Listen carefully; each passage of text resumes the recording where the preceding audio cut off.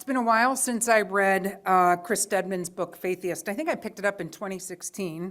The subtitle is How an Atheist Found Common Ground with the Religious. In a Washington Post article, he's asked about the term faithiest, and in his reply, he said, it's one of several words used by some atheists to describe other atheists who are seen as too accommodating of religion.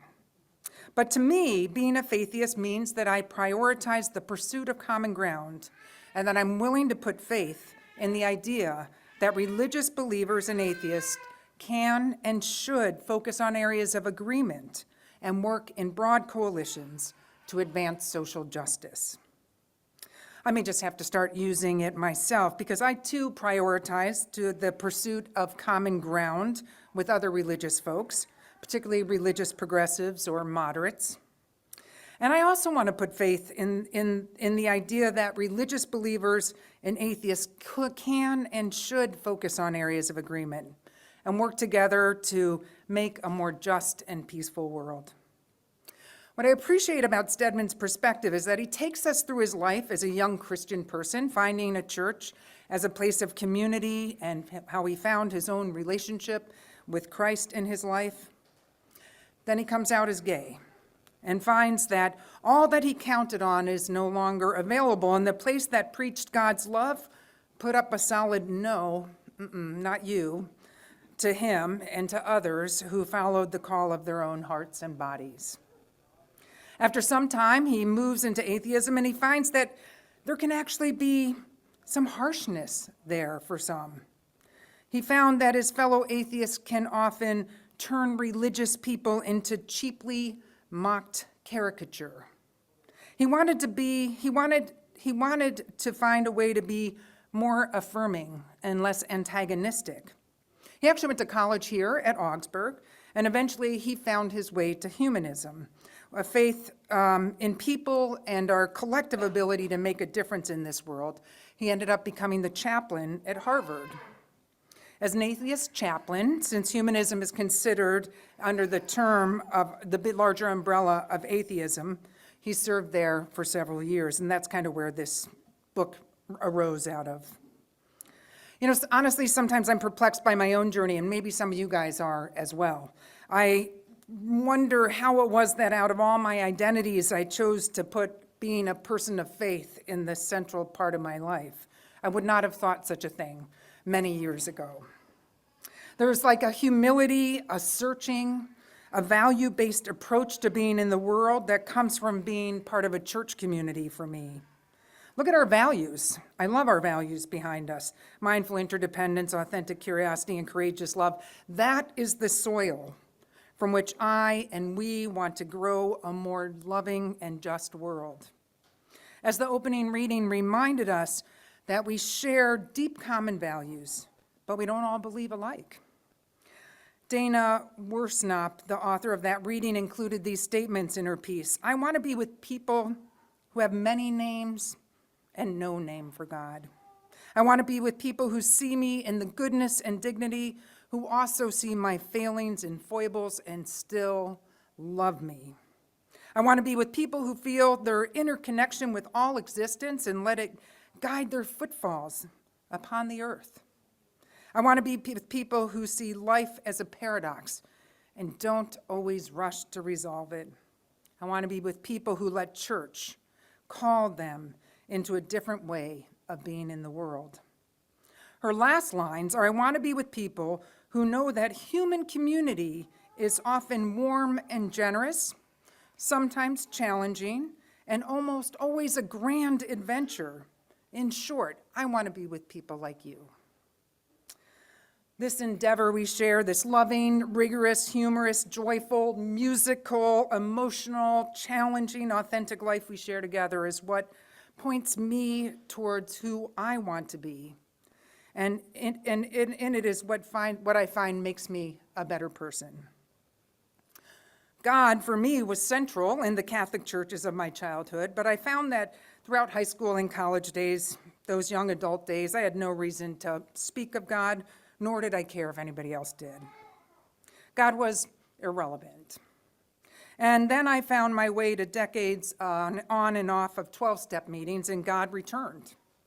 For me, at my post-college days, it was the gendering of God that really bugged me and others, and so we would use the word God instead of pronouns, never using he or she, just God, God, God. God was fine.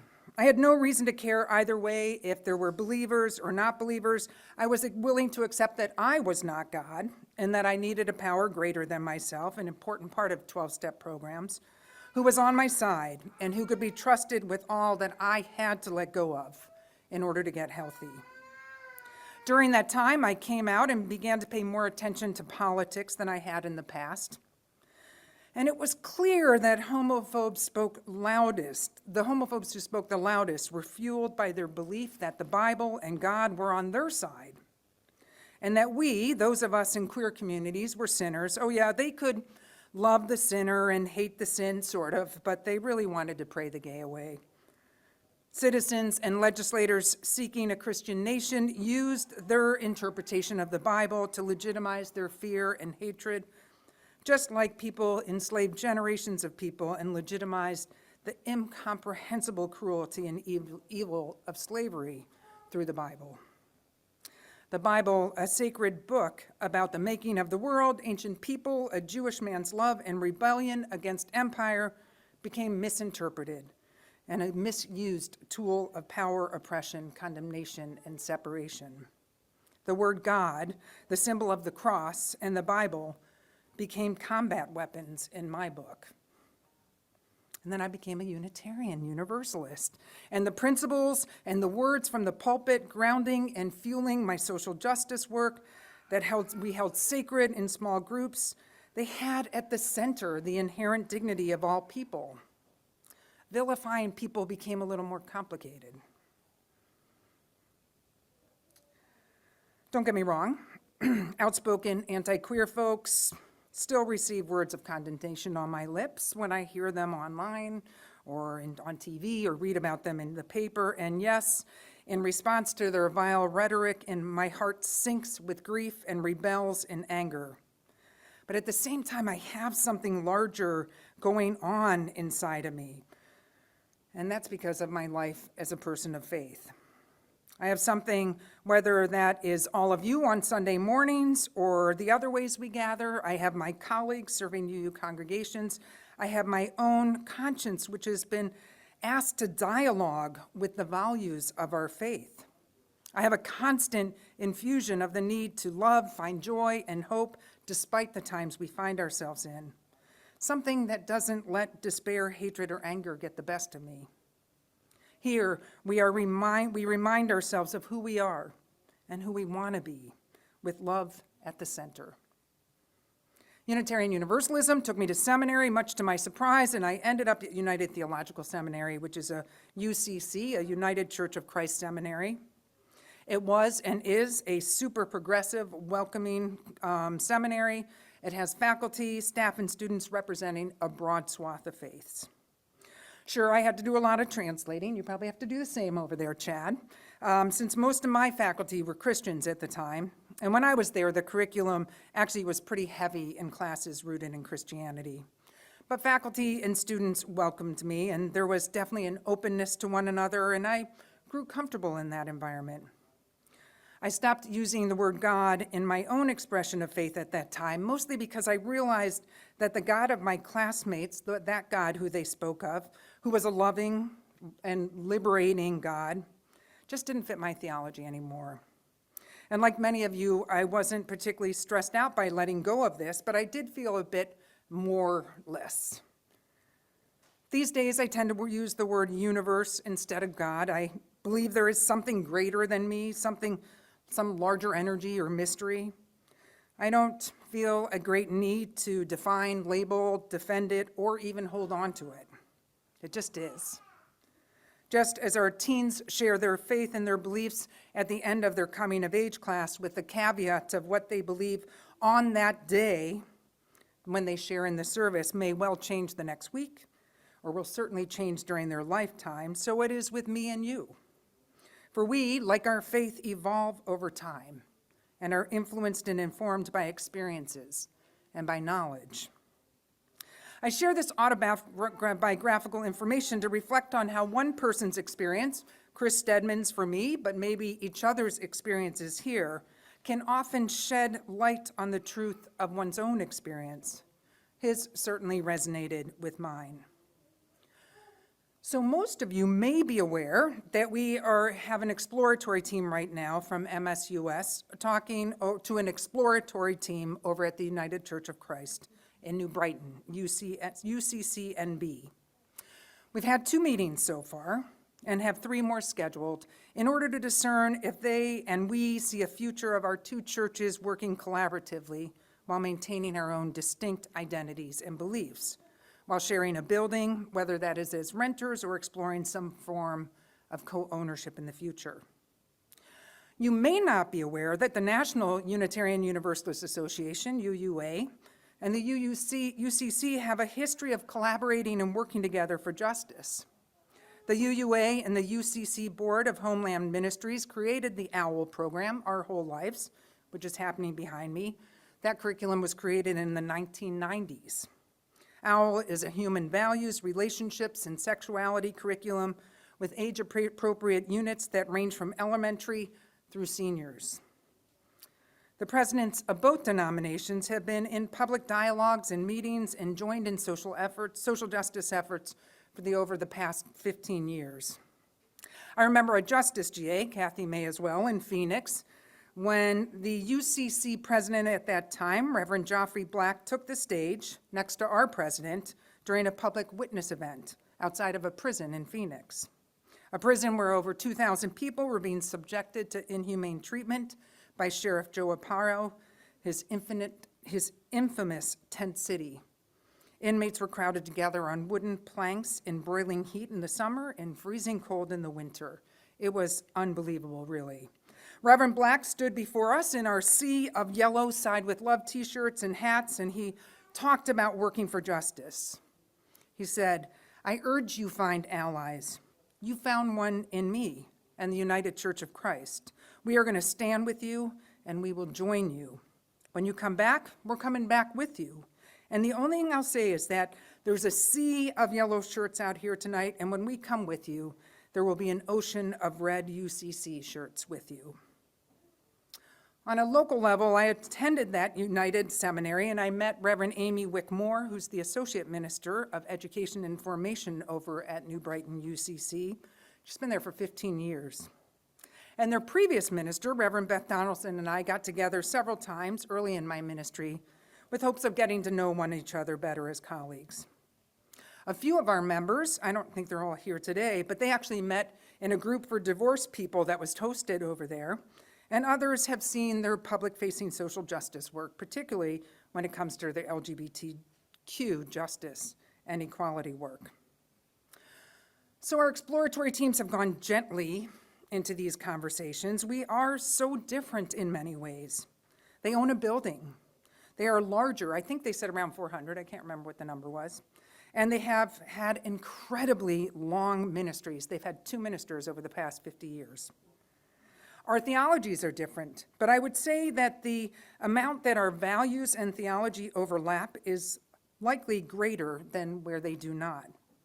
They're a Christian congregation. But when Jen Griot, who's on the exploratory team, pointed out when she was in the sanctuary that she didn't immediately see the cross, the minister said, "Yeah, the cross isn't really that central here." The Christian stories depicted in pictures like the Last Supper that hang on the wall, the language of God, they're present in the building and the congregation.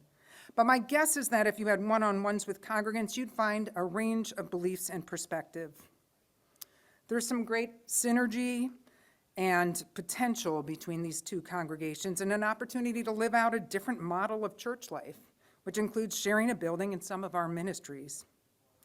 As I mentioned a while back, they sing "Go Now in Peace" with the original words at the end of their Wednesday supper.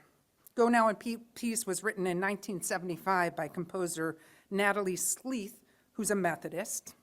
We, UUs, needed to get her permission to change the words to "Go Now in Peace," from "Go Now in Peace, may the love of God surround you," to "May the spirit of love surround you." I know our family loved that song so much, we sometimes sang it as a dinner prayer. We changed the words, of course, because we're used to be now in peace, so that we didn't have to leave the dinner table with the go thing. Stedman says that interfaith work seeks to humanize religious diversity and erode tribalistic divisions. It promotes religious literacy and freedom of expression and conscience, and if atheists don't participate, we risk not being included in interfaith efforts and a vision for a pluralistic world. He continues, the term interfaith may be imperfect, but in his experience, it does not exclude atheists. And when it does, that's something we should work to change. Don't be fooled by those double negatives. It took me a while to read that sentence over and over again. He does believe that UUs should be an interfaith work. If for no other reason than that congregations give us access to a way of organizing people who care and have a vision of love and justice guiding them. So I've been thinking about my own experiences in interfaith organizing, times when I felt in and times when I felt out, times when I felt legit, and other times when I think people must be thinking I'm going to hell and why on earth I'm there in the room with them. I found that the container of interfaith work, the entity or the issue that has called us together, when that is open, then I feel more at home. But if the container makes assumptions about the faith of all who gather, I feel less comfortable. Yes, different theological language is often spoken, but the common cause that unites us is what I value most. The common cause, whether it's Black Lives Matter, the environment, immigrants, trans and queer liberation, gun control, whatever, the common cause is what matters most to me. And the power that comes from not one, but two or three or more congregations of faith is greater than any of our one congregations alone.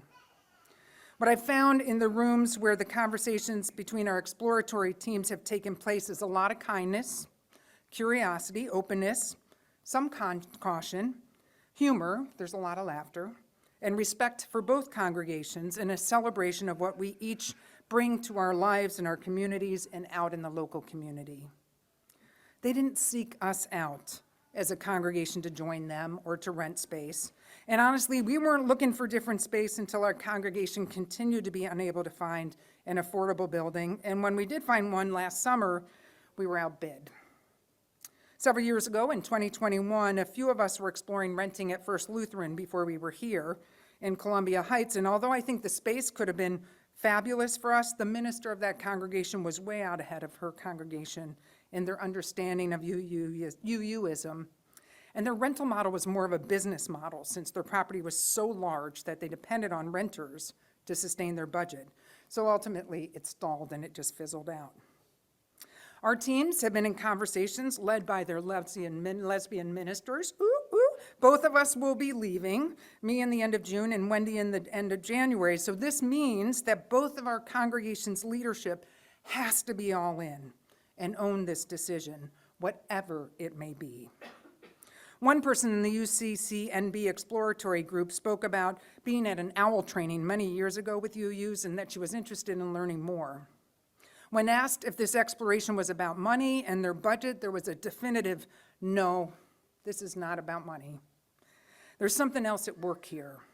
They describe it as the question of where is God in all of this? Predominantly, it is curiosity and openness on both of our parts. We won't know if or how we're proceeding for a while, but I'm committed to getting to a decision point before I go and a new minister joins you. Neither congregation has to do anything. But what if? What if we did? What might emerge from a relationship and synergy of two progressive congregations in the northern suburbs, joining forces and programs and even sharing some worship services? What might we as individuals learn along the way? I learned a new term this week, cross-cringe. Kathy nods. You might guess what it means, although I couldn't really find a definition anywhere. For me, it is when one is anti-Christian and anti the Christian story, and they see a symbol of the cross as one that has wielded power against our beloveds and the planet and simply cannot stand to be around it. I admit I lived with a little bit of this.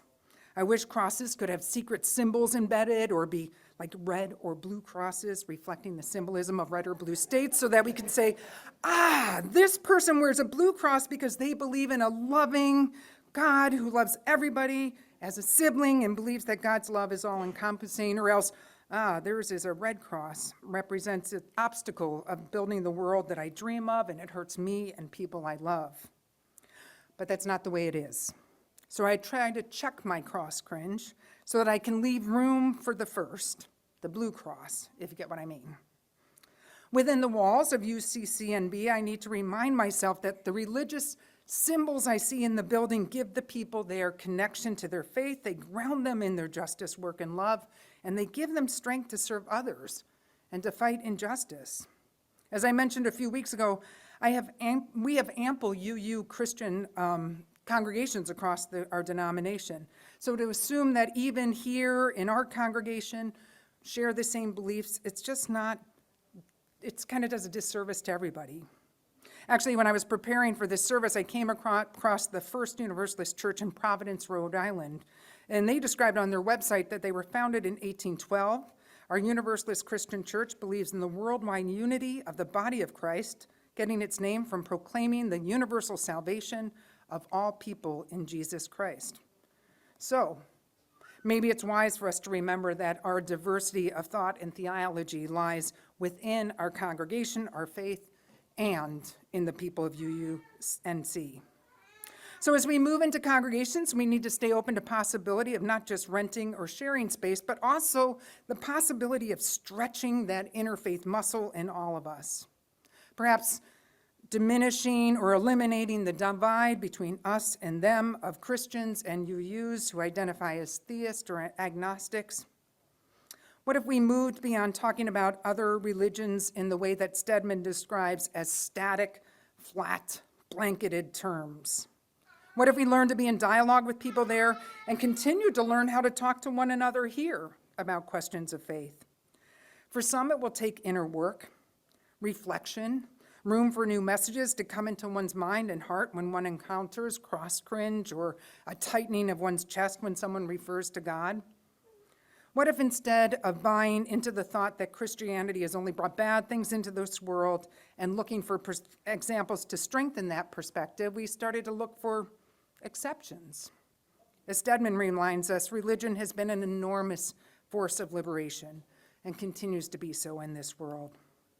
What if we all grew to know and deeply trust that there are progressive Christian congregations who care about the same things we do and who are willing to be mindfully interdependent, authentically curious, and want to come together to express courageous love? Stedman tells the story of a Christian staff member where he works. They were driving into work and she said, I respect what you do and what you're all about, but if I can tell you the truth, I do really worry about your salvation sometimes. She paused. You must know that, right? And she said with trepidation in her eyes. Stedman said, well, yeah, you're a Christian, so it doesn't exactly surprise me.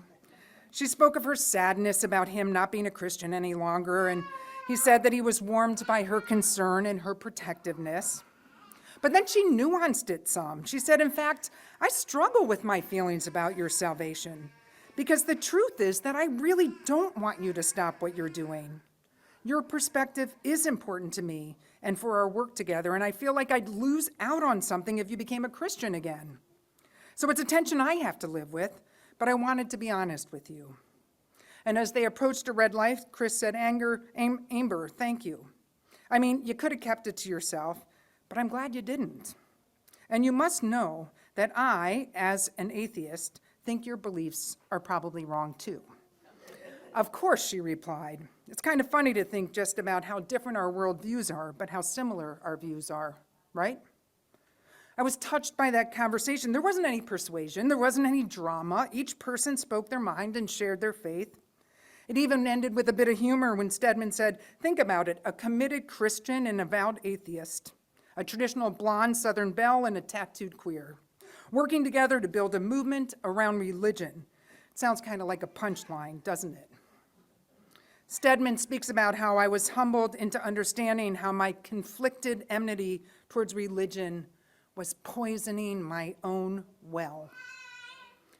We here are people who are working to bring a better world than we know today. He tells us that we must find solidarity where we can and act on it. Who knows what this exploration with the UCC congregation in New Brighton whether it will change the course of this congregation in future or not.